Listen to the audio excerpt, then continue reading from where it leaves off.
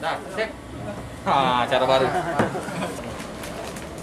Rio, tersangka penodongan dan pemerasan yang korbannya pengemudi truk ini harus dibantu petugas setelah pengobatan luka tembaknya.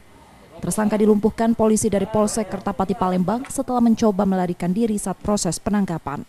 Tersangka jadi buruan polisi setelah kejahatannya melakukan pemerasan dan penodongan pengendara truk di jalan lintas Sumatera. Bersama tersangka, polisi menyita 2 bilah senjata tajam dan sepeda motor yang selalu digunakannya saat melakukan pemerasan dan penodongan.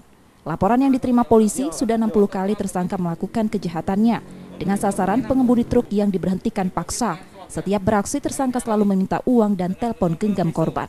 Jadi menurut informasi di lapangan, sudah berapa kali ada kejadian mobil box dan mobil pickup ditodong dengan menggunakan sajam dan kadangkala sampai melukai korban.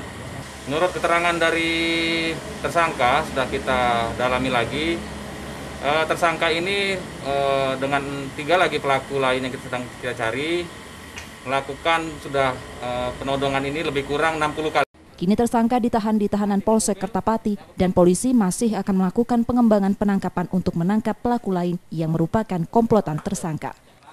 Yudi Kiswanto, Kompas TV Palembang, Sumatera Selatan.